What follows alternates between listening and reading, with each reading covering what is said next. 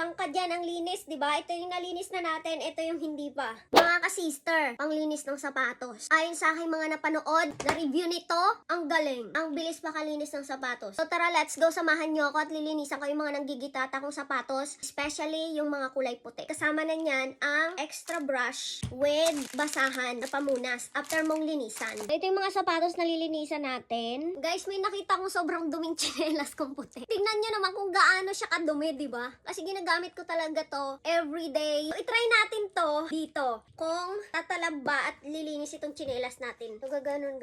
Oh. So, i-try muna natin dyan kung lilinis. Ay! Fairness! Fairness, guys! Ang linis. Luminis siya.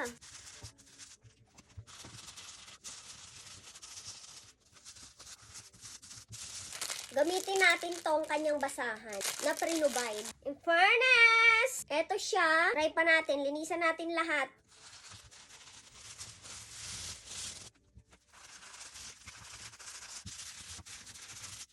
Tingnan nyo yan. Sobrang dumi. Tinanay ko matanggal yan.